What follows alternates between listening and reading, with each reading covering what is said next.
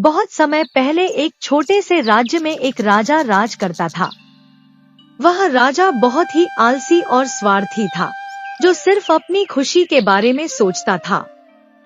वह हमेशा अपने राज्य को अपने आराम और ऐश्वर्य से भरपूर करना चाहता था, लेकिन राज्य की हालत दिन ब दिन खराब होती जा रही थी। किसान, व्यापारी और आम लोग सभी परेशान थे, लेकिन राजा को इसका कोई फर्क नहीं पड़ता था। राजा का एक बुद्धिमान मंत्री था, जो हमेशा राजा को सही रास्ता दिखाने की कोशिश करता था। मंत्री ने देखा कि राज्य में खुशहाली की कमी हो रही है और लोग दुखी हैं, लेकिन राजा को यह सब नजरअंदाज कर रहा था। एक दिन मंत्री ने राजा से कहा, महाराज, आपके राज्य में खुशहाली का अभाव है, लेकिन अगर आप चाहें तो इसे सुधार सकते हैं। राजा ने कहा, तुमने यह क्या कहा? मेरे पास सब कुछ है, फिर भी लोग क्यों दुखी हैं? मंत्री मुस्कुराए और बोले, महाराज, असली शक्ति केवल धन और ऐश्वर्य में नहीं होती।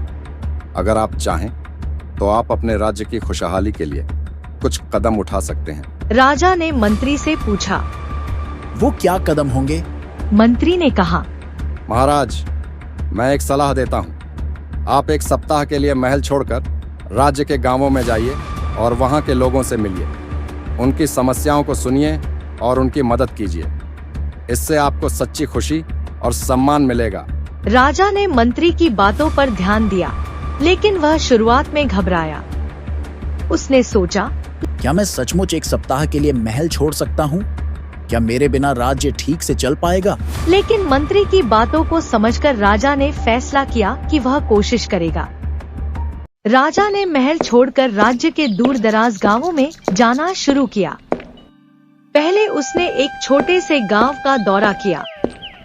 वहां वह एक किसान के पास गया, जिसका खेत सूखा हुआ था। किसान ने राजा से कहा, महाराज, पिछले कुछ महीनों से बारिश नहीं हो रही है। मेरा परिवार भूखा है और मेरे पास कोई साधन नहीं बचा है।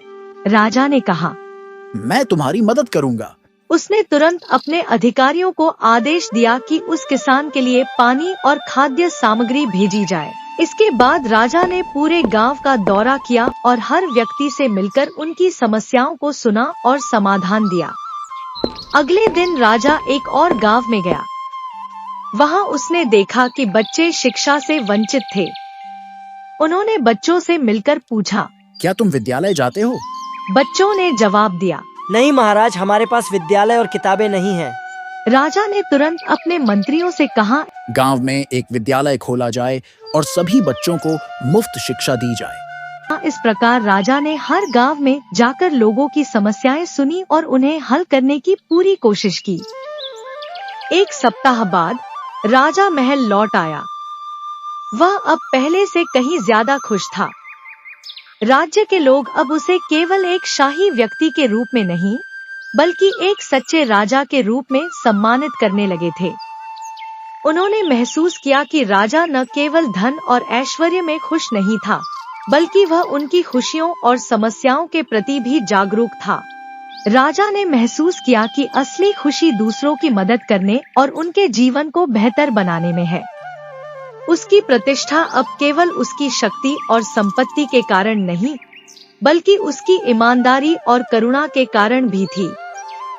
अब राजा ने अपने राज्य के हर नागरिक के भले के लिए काम करना शुरू किया।